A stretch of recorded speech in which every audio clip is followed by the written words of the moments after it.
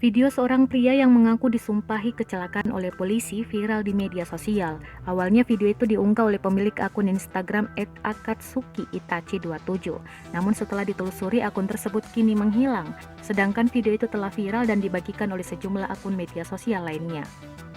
Di antaranya akun Instagram @smartgram yang mengunggah ulang video itu pada Selasa 10 Agustus 2021. Video itu direkam oleh seorang pria pengendara mobil.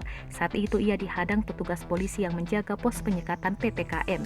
Keduanya pun cekcok hingga si pengendara mengaku disumpahi kecelakaan oleh si polisi.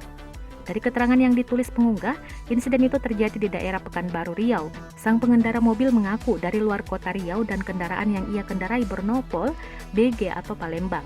Ia hendak menuju tempat penginapan yang berjarak sekitar 500 meter dari lokasi penyekatan, akan tetapi petugas memintanya untuk putar balik. Pengendara itu menjelaskan jika ia adalah pendatang dan tidak tahu jalan jika harus putar balik.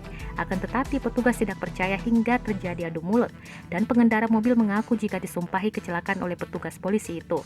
Unggahan ini pun langsung mendapat banyak komentar dari para netizen. Banyak yang membela polisi karena video itu dibagikan hanya setengah saja. Terlebih, akun yang pertama kali mengunggah video itu ikut menghilang.